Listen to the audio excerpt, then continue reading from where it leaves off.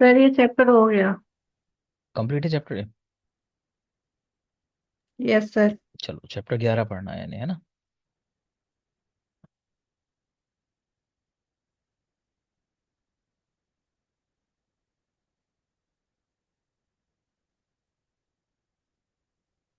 देखते हैं।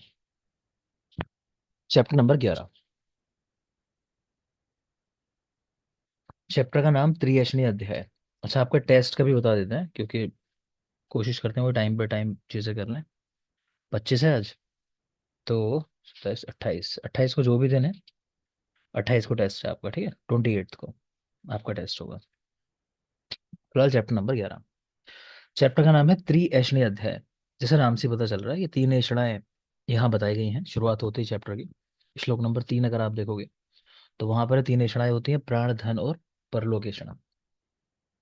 ये मैं आपको ऑलरेडी चैप्टर 1 में बता चुका हूँ, ठीक है? तो आपको सबकी याद है। उपनिषदों के अनुसार बोलो। वित्त पुत्र लोक। विपुल। ठीक है, और भेल के अनुसार? प्राण प्राण धन धन धर्म। धर्म। प्राण धन प्राण धर्म। धन धर्म। क्लियर है। आगे देखोगे वृत्ति पुष्टि का उपाय। ऐसे चैप्टर की अगर बात करें भूमिका की, तो त्रियशनी अध्याय है, इसमें तीन तीन के ना ग्रुप बना रखे हैं। हम लोगों ने बात की थी कि मदाते चिकित्सा अध्याय के अंदर षट्रिक या अष्टरिक का विचार करने की बात आई है मद्यपान करने के पहले, कि पहले आप विचार कर लो कहीं इनमें कोई बाधा तो नहीं हो रही, उसके बाद आप मद्यपान कर सकते हो, मतलब। ठीक है ना? तो वो जो एषणाएं हैं वो इस चैप्टर में ओरिजिनली बताई गई हैं। तो 8, हम एषणाएं मतलब 8 जो ग्रुप हैं वो त्रिक हैं, वो इस चैप्टर में बताए गए हैं। 8 तीन तीन के ग्रुप हैं, उनको कहा गया अष्टत्रिक। ठीक है, तो वो देखोगे अभी। तो एक ट्रिक तो यही हो गया, जैसे इस तरह बाकी भी लिखे होंगे। नेक्स्ट यही लिखे वृत्ति पुष्टि का उपाय, कि अपना जीवन चलाने के लिए क्या क्या कर सकते हो। पीछे ये भी पढ़ा है कि वो चीजें जो धर्म के विरुद्ध ना हो। तो नाम लिखे हैं कृषि, पशुपालन, वाणिज्य या कोई व्यापार, और राजा की सेवा करना, सरकारी नौकरी कह सकते हो। सृष्टि के कारण, सृष्टि उत्पत्ति के कारण 5 है। माता पिता, स्वभाव, पर और यदृच्छा। नजर डाल लेना, याद हो जाए तो अच्छी बात है। सुश्रुत के कारण 6 है, नंबर दोनों के याद रखने हैं। चरक 5, सुश्रुत सृष्टि उत्पत्ति के कारण 6। इनमें भी स्वभाव और यदृच्छा, ये दोनों चीजें चरक में भी हैं और सुश्रुत में भी हैं। ये भी याद रखना है कि दोनों ही यस कहते हैं, ऐसा करके याद कर लो। या से यदृच्छा, सा से स्वभाव। बाकी सुश्रुत के याद करने हो तो उसके लिए हम ट्रिक याद रखते हैं। लिख सकते हो, लिखो। नियति के अच्छे स्वभाव का परिणाम ईश्वर कल देंगे। मतलब भगवान उसको फल देंगे इस चीज का, कि उसका इतना अच्छा स्वभाव है, कुछ उसको अच्छा देने वाले हैं। तो नियति के अच्छे स्वभाव का परिणाम ईश्वर कल देंगे।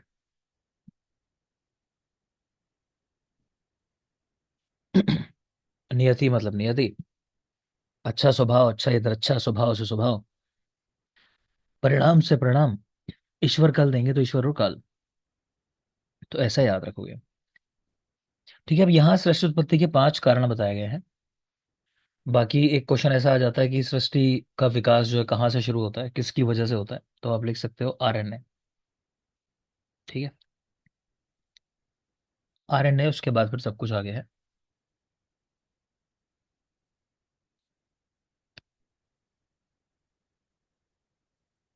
दूसरा एक सिद्धांत है, उस पर कहीं कुछ सवाल था, मुझे ध्यान तो नहीं, अभी रिसेंटली कहाँ देखा था हम लोगों ने। तो सर्वाइवल ऑफ द फिटेस्ट, है ना, वो एवोल्यूशन के संबंध में ही है ये भी। तो ये किसका है? डार्विन का। डार्विन। खैर बेटा, तो लिख लोगे Darwin, survival of the fittest.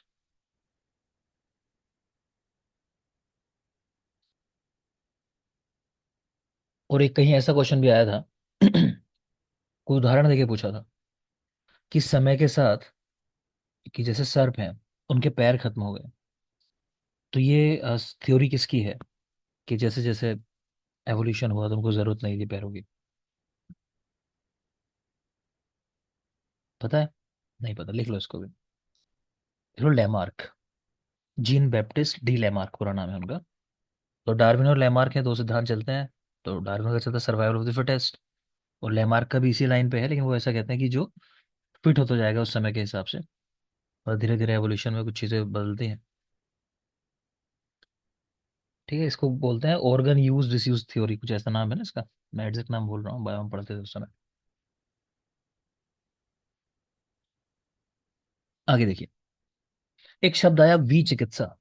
विचिकित्सा संशय के लिए शब्द आया है, बस इतना ध्यान रख लोगे। प्रत्यक्ष ज्ञान में बाधा कारण 8। ये क्या है कि आपको चीजें सामने होते हुए भी कई बार नहीं दिखाई देंगी, तो क्या क्या कारण हो सकता है? तो सन्निकर्ष, अति विप्रकर्ष यानी बहुत पास है बहुत दूर है, कोई आवरण हो उसके ऊपर ढकी हुई हो, करण दौर्बल्य है कि देख ही ना पा रहे हो, चश्मा लगा हुआ चश्मा लगाया है नहीं, मनो अनवस्थानात मन है ही नहीं वहां आपका, बताया था ना कि मना पुरा सराणी, मन सबसे आगे चलता है, इंद्रियां तो बाद में जुड़ेंगी। समान अभिहार, अभिभावाद और सूक्ष्मयाद, चीज का बहुत सूक्ष्म होना। तो ये दो जो है क्योंकि समझ नहीं आते नाम से, तो इसलिए इनको समझ लो, लिख लो चाहो तो। समानाभिहार का उदाहरण लिख लो। एक पात्र में, एक पात्र में उड़द के बहुत सारे दाने,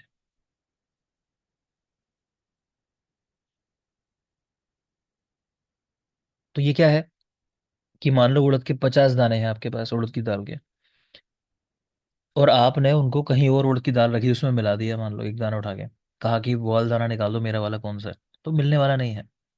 ठीक है ना, तो समान अभिहार, समान चीजें थी वहां पहले से मौजूद, तो आपने जो उसमें मिलाया वो आप ढूंढ नहीं पाओगे अभी, वो उनमें कहाँ है।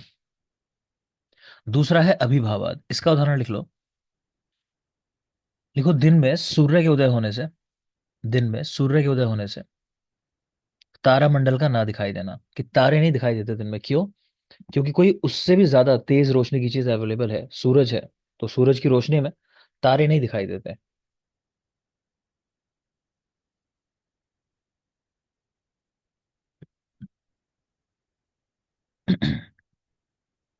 अनंत, जी सर।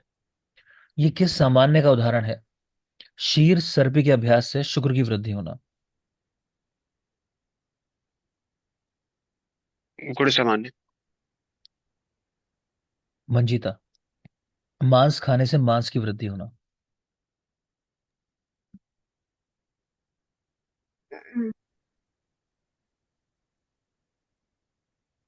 द्रव्य सामान्य। द्रव्य सामान्य। मंजिता बहुत बेटा चीजें क्लियर नहीं है शायद, कि जवाब बहुत जल्दी आना चाहिए था। अच्छी बात नहीं है, पढ़ाई पे ध्यान दो, मंजिता कम हो रही है पढ़ाई में, बता रहा हूँ, ज्यादा पढ़ना है। आगे देखिए। तो नेक्स्ट है कि सांख्य कारिका, एक बुक है, ये किसने लिखी है? ईश्वर कृष्ण गुप्त ने लिखी है, नाम याद रखना है। पंचमहाभूत और आत्मा, इनके संयोग विभाग में कर्म ही कारण है। मतलब ये है कि हमें जो लाइफ मिलती है ना, ये पांचों महाभूत के साथ जब आत्मा मिलती है, तो ये चीज बनी रहेगी या खत्म होगी, ये हमारे कर्मों के ऊपर डिपेंड करता है। ठीक है, जैसे जो लड़के बाइक पे स्टंट मार रहे होते हैं, तो लोग कह देते हैं ना, देखो भाई क्या कर रहे हैं, ये कर्म है नहीं इसके। तो वो चीजें हैं कि ऐसी चीजें नहीं करनी है। आगे देखें। तस्मान मति विमुच्येत सताम बुद्धि, ठीक है। तो यहाँ क्या कह रहे हैं, यहाँ देखो आप, श्लोक पहचानने से मतलब है, जैसे मैं हमेशा कहता हूँ, श्लोक रटने नहीं है, आपको पहचानना है। एक तो कह रहे हैं इस मति को त्याग देना है, इस बुद्धि को त्याग देना है। ठीक है। और सताम बुद्धि प्रदीपेन पश्येत सर्वम तथा तथम, देख के समझ आ रहा होगा कि अपनी बुद्धि को प्रदीप्त करना है, और चीजों को, सभी चीजों को वैसे देखना है जैसे वो है। कहने का मतलब ये है कि जड़ बुद्धि त्याग दो। ऐसा नहीं है कि कुछ आप जानते थे, आप मानते थे, उसी को मानते रहो, नहीं। आपको अपना शास्त्रों को पढ़ के ज्ञान लेना है, बुद्धि को प्रदीप्त करना है, और फिर चीजों को यथा रूप में जानो जैसी वो है। इस चैप्टर में श्लोक है, बहुत जरूरी नहीं है, एक बार देख लेना। आगे चलें। पदार्थ दो प्रकार के, सत और असत। सत और असत दो तरह के पदार्थ हैं। चार तरह के प्रमाण है या चार तरह की परीक्षा है, ये भी आप जानते हैं। आप्तोपदेश, प्रत्यक्ष, अनुमान, युक्ति। आप सभी लोगों ने जनरली पढ़ लिया होगा फर्स्ट ईयर के अंदर ही प्रमाणों के बारे में। ठीक है, तो वही चीजें हैं, कोई नया नहीं है, लेकिन थोड़ा सा इसको देखेंगे, एक दो पॉइंट काम के हैं, उन पे फोकस करना है हमको। तो पहला है आप्त या आप्तोपदेश क्या होता है? तो आप्त वो लोग होते हैं जिनके अंदर रज और तम नहीं होता। तो ये पता होना चाहिए, जो रज और तम से मुक्त हैं, जिनके अंदर सिर्फ सत्व है। पीछे शायद बात हुई थी हमारी कि कुल दोष कितने होते हैं ऋतु? 5। 5, करेक्ट है ना? तो तीन होते हैं शारीरिक दोष वातपित्त कफ, और दो होते हैं मानसिक रज और तम। तो सत्व को हम लोग दोष नहीं कंसिडर करते, ठीक है। तो मेनली बात कर रहे हैं कि दोष नहीं है उनके शरीर में, कोई रज और तम से मुक्त है वो, तो वो आप्त पुरुष है। अब कह रहे हैं क्योंकि उनमें रज और तम नहीं है, तो वो सच ही बोलेंगे हमेशा। तो उनकी जो बातें होती हैं, सच मतलब हितकारी हैं, जो सबके लिए जो सच है, तो उन बातों को बिल्कुल हमें मान लेना चाहिए आंखें बंद करके। ठीक है। यहीं पे एक सवाल क्रिएट होता है कि आयुर्वेद के अंदर सबसे ज्यादा किस प्रमाण का प्रयोग हुआ है? तो सबसे ज्यादा यही प्रमाण यूज हुआ है। रीजन क्या है? पूरी संहिताएं जो आप पढ़ रहे हो वो आप्त के द्वारा ही लिखी गई हैं, है ना। हम या तो ये मान लेते हैं कि भाई सीधा वेदों से आई हैं ये चीजें, तब तो सीधा भगवान की कई बातें हो गई, ठीक है। अदरवाइज अगर ऐसा मानो कि ह्यूमन की लिखी हुई है, तब भी जिनको हम सुनते हैं पढ़ते हैं उन्हीं को लाइफ भर प्रूफ करते हैं या फिर उनसे सिद्धांत चिकित्साएं करते हैं, तो ज्यादा दिमाग नहीं लगाना होता। यानी सब कुछ प्रूव्ड है, कहने का मतलब ये पहले से ही प्रूवन है। क्लियर? तो ये लिख लो सबसे अधिक प्रयुक्त प्रमाण, तो वो कौन सा है? आप्तोपदेश आयुर्वेद में। अगली चीज देखते हैं। तो रज और तम नहीं होता, जो बोलेंगे सच बोलेंगे, इनकी बातें कहलाती है आप्तोपदेश, जो उन्होंने कह दिया। इन लोगों को हमेशा त्रिकाल का ज्ञान रहता है, मतलब ये पास्ट भी देख सकते हैं, इनको आज का भी पता है, इनको फ्यूचर का भी पता है। इसे चरक ने क्या कहा एक जगह लिखने की, भविष्य में नए नए रोग आपको मिल सकते हैं देखने को, है ना। बहुत सारे रोग आएंगे कि भाई कोरोना आ रहा है, मान लो कैंसर आ रहा है, 50 चीजें आ रही हैं। कह रहे परेशान नहीं होना है, आपको क्या करना है कि आपको दोषों के अनुसार चिकित्सा करते चले जानी है, नामकरण करने के चक्कर में नहीं पड़ना है कि हम नाम नहीं जानते उसका। आप सिद्धांत उठाओ, आप चिकित्सा करो। तो भविष्य भी देख लिया कि ऐसा होगा, है ना। तो याद रखेंगे त्रिकाल का ज्ञान होता रहता है। आपता शिष्टा विबुधास्ते तेषां वाक्यम असंशयम, कि उनकी वाक्यों में कोई संशय नहीं होता, तो कुछ रटने की चीजें नहीं है। आप मेन बात याद रखेंगे, रज और तम से मुक्त त्रिकाल का ज्ञान होता है। आप्तोपदेश तो एक तरीके से शब्द ही है ना, बातें ही हैं। तो शब्द के चार भेद यहाँ लिख दिए, इससे संबंधित नहीं है लेकिन फिर भी याद कर लेंगे। शब्द के चार भेद होते हैं, दृष्टार्थ, अदृष्टार्थ, सत्य और आंध्रत। देखा, बिना देखा, सच और झूठ, ऐसा, ठीक है। तो शब्द चार प्रकार के। नेक्स्ट प्रमाण है प्रत्यक्ष। तो प्रत्यक्ष क्या होता है? प्रत्यक्ष वो चीज है जिसको आपने स्वयं अनुभूत किया है ना, चाहे कानों से सुना हो, चाहे आंखों से देखा हो, चाहे जीवा से टेस्ट किया हो। क्लियर? तो पहले ये साफ कर लेना बात कि ऐसा नहीं कि सिर्फ जो आंखों से देखा हो। आप लोग जब सवाल का जवाब देते हो तो कहते हो आंखों से जो देखा गया हो सामने कुछ, ऐसा नहीं, इंद्रियों से ग्रहण किया गया हो, है ना। कोई सी भी इंद्रिय से कोई भी विषय हो। तो आत्मा इंद्रिय मनोर्था नाम सन्निकर्षात प्रवर्तते, कि ये सब चीजें मिलती हैं, आत्मा, इंद्रियां, मन और उनका अर्थ जो उनका विषय है। तो इन सब का जब सन्निकर्ष होता है, मिलते हैं, तब ये ज्ञान होता है, इसको प्रत्यक्ष कहा जाता है। ठीक है, इससे कह रहे हैं एक बुद्धि जनरेट होती है। पीछे पढ़ा था हमने कि हर इंद्रिय की अपनी बुद्धि होती है, श्रोत्र से उत्पन्न होती है श्रोत्र बुद्धि। शब्द पढ़े तो वही चीज है कि वो जो बुद्धि जनरेट हुई, आपको ज्ञान जो हुआ उसकी वजह से, उसी को प्रत्यक्ष बोला जाता है। ठीक है। तो इन चारों का संयोग होने पे इंद्रियों के साथ आत्मा मन इंद्रियां तो जुड़ेंगी, तो वो जो ज्ञान होता है। प्रत्यक्ष के पुनः दो भेद हैं, निर्विकल्पक और साविकल्पक। तो निर्विकल्पक, साविकल्पक। निर्विकल्प में क्या होता है कि आपके पास ज्यादा ऑप्शन नहीं होते, आपके पास इंफॉर्मेशन बहुत लिमिटेड होती है। ठीक है। तो सिर्फ इतनी इंफॉर्मेशन होना कि भाई उसको किसी इंसान ने मार दिया, है ना, किसी ने देखा था उसको भागते हुए, तो वो इन्फॉर्मेशन होगी जैसे निर्विकल्पक। और एक हो गया सविकल्पक, कि आपके पास उसकी इन्फॉर्मेशन मौजूद है कि भाई वो व्यक्ति जिसके चेहरे पे यहाँ एक निशान था चोट का, और जिसने लाल कपड़े पहने हुए थे, हाइट 5 फीट 7 इंच थी उसकी, तो ऐसी इन्फॉर्मेशन मिल गई, तो वो विकल्प हो गए उसके, और इन्फॉर्मेशन है आपके पास। क्लियर? तो निर्विकल्पक सविकल्पक, तो जाहिर सी बात है सविकल्पक ज्यादा क्लोज इन्फॉर्मेशन है, ज्यादा सटीक है। नेक्स्ट देखें, इंद्रियार्थ सन्निकर्ष 6 प्रकार के होते हैं। प्रत्यक्ष ज्ञान करना है तो इंद्रियों को मिलना पड़ेगा। अब कह रहे हैं इंद्रिय अपने विषयों के साथ 6 तरीके से मिलते हैं। ठीक है, इंद्रियार्थ सन्निकर्ष 6 प्रकार का।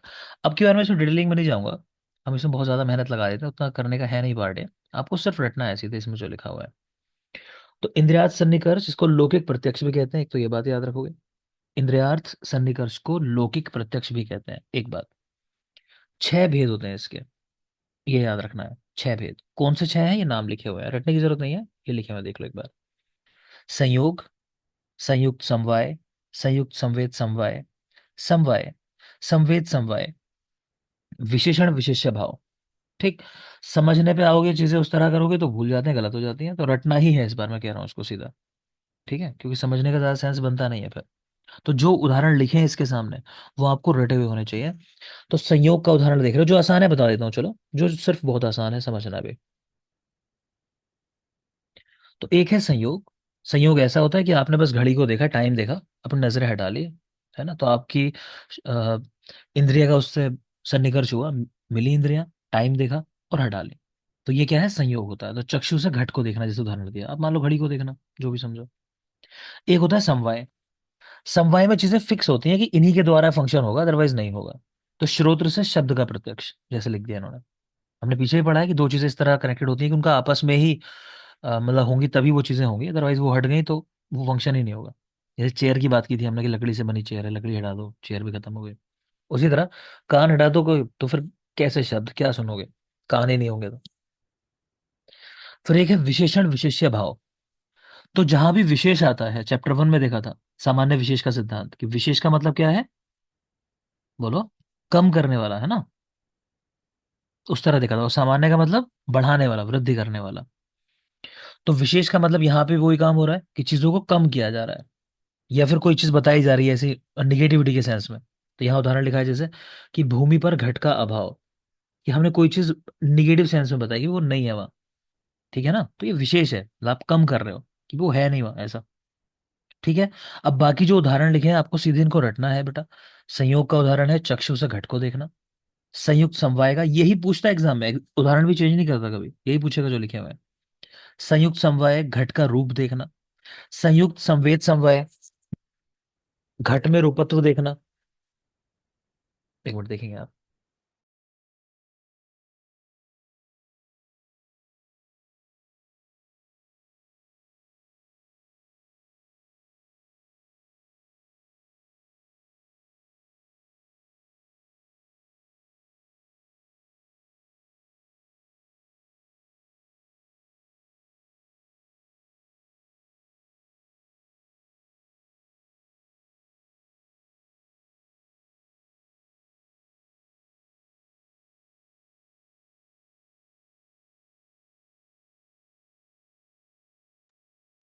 हाँ बेटा, तो मैं कह रहा हूँ ये सीधे उदाहरण जो लिखे हैं याद करने हैं।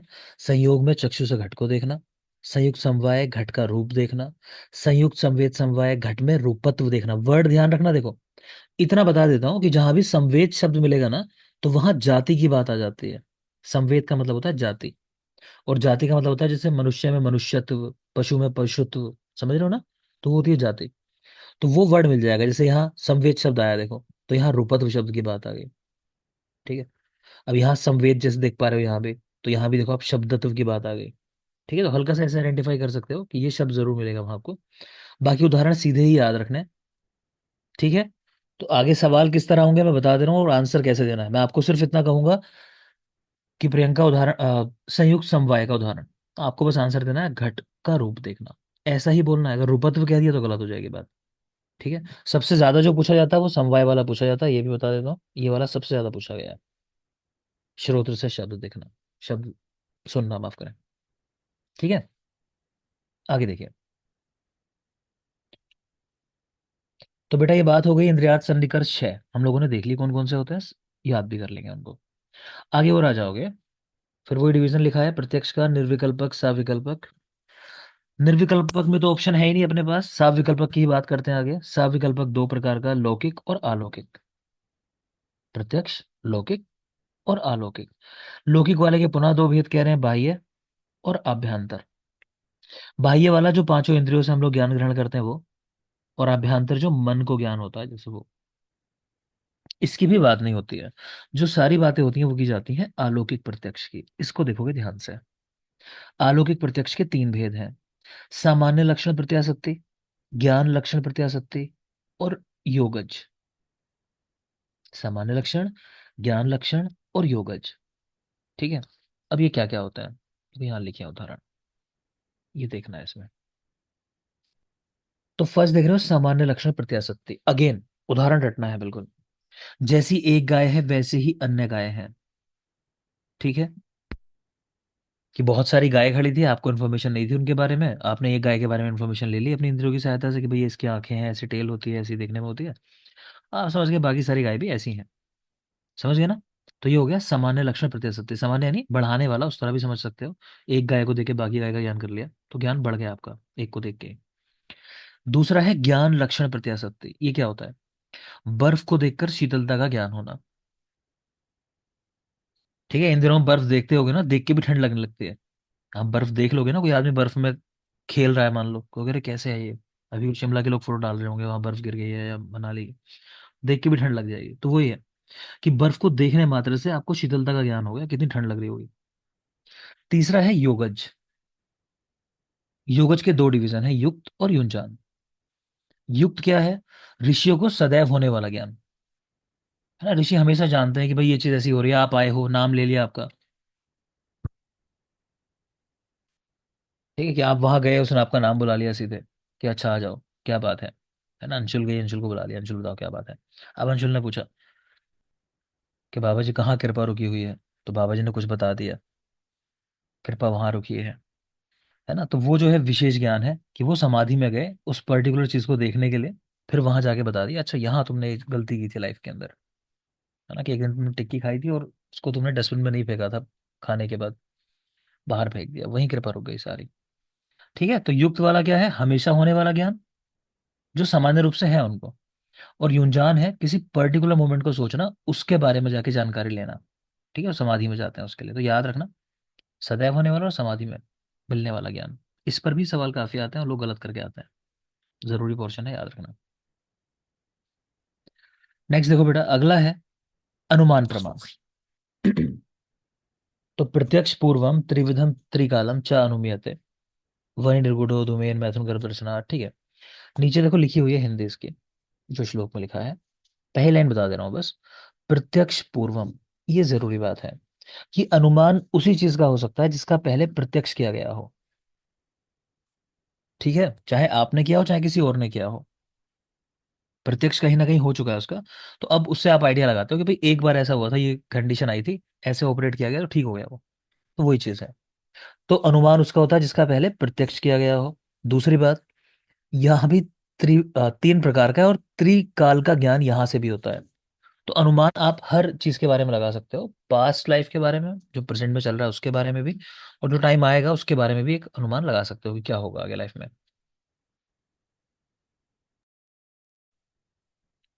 ठीक है ना। तो याद रखेंगे त्रिकाल का ज्ञान इससे भी होता है। आगे लिखा है तीन प्रकार का होता है, तो तीन प्रकार भी देखेंगे आगे, त्रिविध विकल्प वगैरह सब बातें होंगे।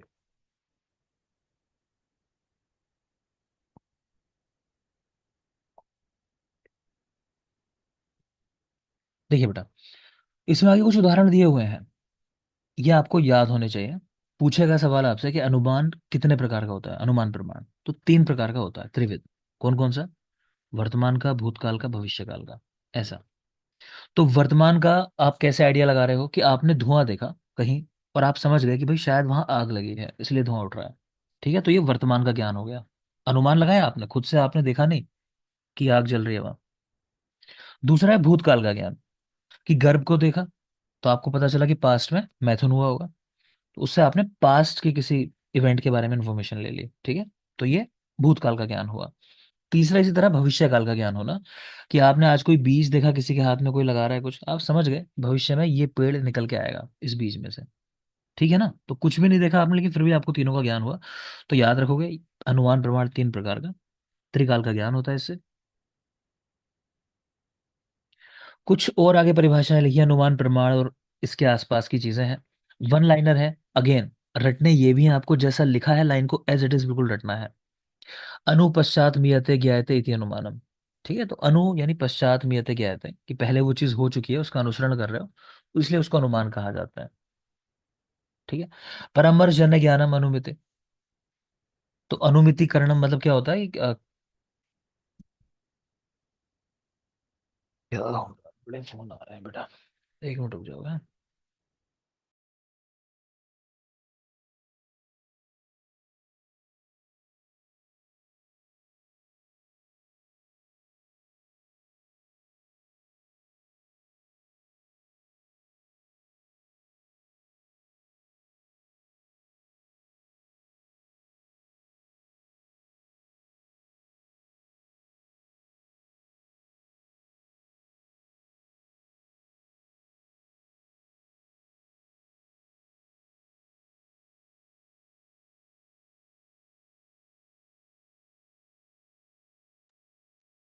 देखेंगे। तो बेटा एक तो अनुपश्चात मीयते ज्ञायते इति अनुमानम, है ना, कि जिसका किसी को अनुसरण करके आप जो चीजें करते हो तो वो अनुमान कहलाते हैं। परामर्श जन्य ज्ञानम अनुमिति, यानी कोई परामर्श हुआ, मान लो परामर्श किससे हो सकता है अपने आप से ही ना, अपने मन में डिस्कशन किया चीज होगा कि भाई ठीक है अच्छा ये काम करते हैं, तो कह रहे हैं परामर्श से जो ज्ञान उत्पन्न होता है उसको कहते हैं अनुमान प्रमाण या अनुमिति। शब्द याद रखना आप, एग्जाम में क्योंकि ऐसे सवाल बना चुका है कि रख के पूछ लिया परामर्श जन्य ज्ञानम, और आगे शब्द रख दिए अनुमिति, फिर लिख दिया दूसरा उदाहरण, लिख दिया अनुमान, तीसरा प्रत्यक्ष लिख दिया। ठीक है, तो आपको एग्जैक्ट शब्द जो वहां श्लोक में आया है वो निकालना है। तो परामर्श जन्य ज्ञानम अनुमिति। फिर है व्याप्ति विशिष्ट पक्ष धर्मता ज्ञानम परामर्शम। व्याप्ति विशिष्ट पक्ष धर्मता ज्ञानम परामर्शम, यानी परामर्श क्या होता है कि जहां पे आप उस निष्कर्ष पे पहुंचो कि जो आप सोच रहे हो कि हाँ वही चीज है, मतलब वो व्याप्त है। आपका जो आपकी जो सोच है वो उस परामर्श में व्याप्त है, मतलब कि हाँ वो चीज जस्टिफाई हो रही है। अगेन रटना ही है, व्याप्ति विशिष्ट पक्ष धर्मता ज्ञानम परामर्शम। तो ये क्या है, परामर्श है। अनुमानम खलु तर्को युक्ति अपेक्षा, ये बहुत पूछता है कि अनुमान क्या होता है। अनुमान वो होता है कि आप तर्कों की सहायता से, है ना, एक युक्ति लगाते हो, तो वो आपका अनुमान है कि आप तर्क वितर्क करते हो कि ऐसा करूंगा तो क्या हो जाएगा, ऐसा करूंगा तो क्या हो जाएगा। अगेन ये भी याद रखना है। तो चार परिभाषाएं हैं यहाँ। अनुपश्चात म्रियते ज्ञायते अनुमानम, दूसरा परामर्शन ज्ञानम अनुमिति, तीसरा व्याप्ति विशिष्ट पक्ष क्षमता ज्ञानम परामर्शम, और चौथा अनुमानम खलु तर्को युक्ति अपेक्षा। तो याद कर लोगे। ये पूरा पार्ट पदार्थ विज्ञान का होता है जो हम यहाँ पढ़ रहे हैं, चैप्टर 11। ये चीजें जितनी पढ़ रहे हैं अभी, ठीक है। तो जब वहां पढ़ाऊंगा पदार्थ विज्ञान तो ये पहले से याद होना चाहिए। पदार्थ भी ऐसे ही रहेगा, हम पूरा रटेंगे ज्यादातर। अनुमान के दो भेद बता दिए, कौन कौन से, स्वार्थानुमान परार्थानुमान, ये न्याय के अनुसार है। बाकी चरक में तीन देख ही लिया आपने। तो ये दो भेद भी हैं, स्वार्थानुमान और परार्थानुमान। परार्थानुमान ध्यान आ रहा होगा, पंच अवयव वाक्य आपको बताए थे, न्याय दर्शन के अनुसार है। तो परार्थानुमान के संबंध में इसका प्रयोग किया जाता है। क्या चीजें हैं ये, प्रतिज्ञा हेतु उदाहरण उपनयन निगमन, पंचव्य वाक्य। तो याद रखोगे कि परार्थानुमान के रेफरेंस में है। अनुमान दो प्रकार का। अनुमान के पुनः तीन भेद बता दिए, पूर्ववत शेषवत सामान्य तो दृष्ट। अगर ध्यान से देखो तो पीछे जो तीन टाइप आपने पढ़े हैं अभी, यहाँ देखिए, वर्तमान भूतकाल भविष्यकाल, ये वही चीज है। एक है पूर्ववत, कारण से कार्य का ज्ञान हो जाना। तो चलो बोल दो मुझे अगर समझ पा रहे हो बात को। जो उदाहरण पीछे आपको बताए थे, यहाँ कौन सा उदाहरण आएगा, कारण से कार्य का ज्ञान हो जाना उन तीनों में से।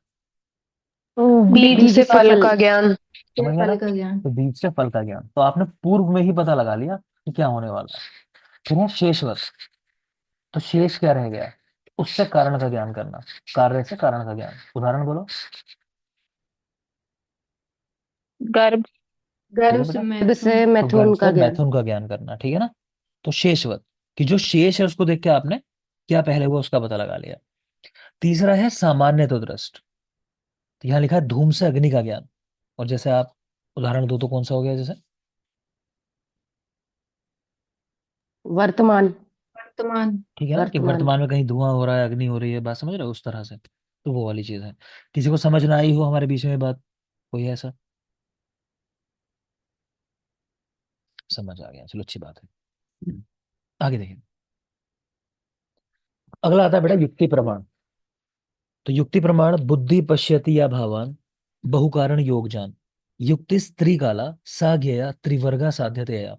तो दो तीन चीजें पहले समझ लोगे। देखो युक्ति और अनुमान अगर ध्यान से समझो तो लगभग एक ही बात है ना। आगे चल के ऐसा माना भी गया है पदार्थ विज्ञान में, इनको एक ही मान लिया फिर, कि अलग से पढ़ने की जरूरत नहीं होती, अनुमान युक्ति एक ही बात है।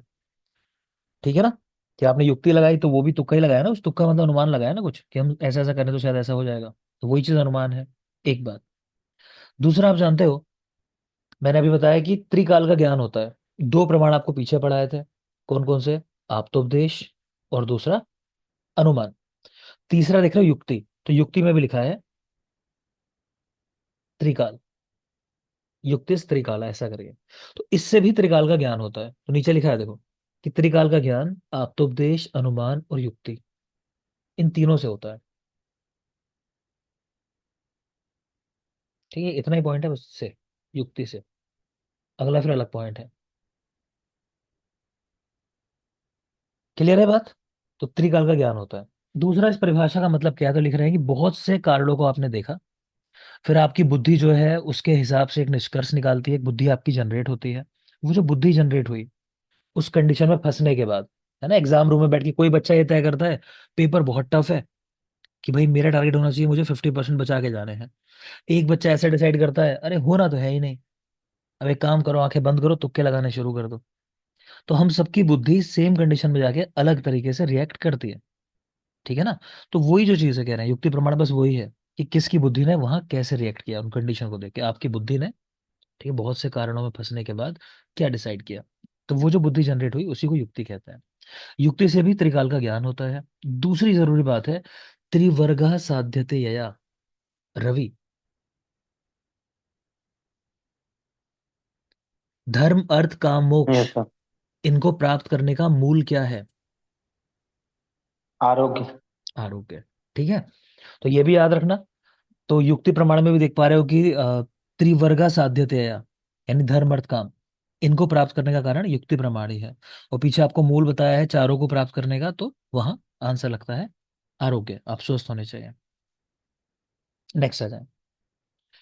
एक पॉइंट यहां लिखा है कि चारों परीक्षाओं या प्रमाणों से पुनर्जन्म की सिद्धि होती है, ठीक है। तो इसमें यह बताना चाह रहे हैं कि भाई देखो, दोबारा जन्म होता है ना, और ये हमारे सारे प्रमाणों से सिद्ध होता है।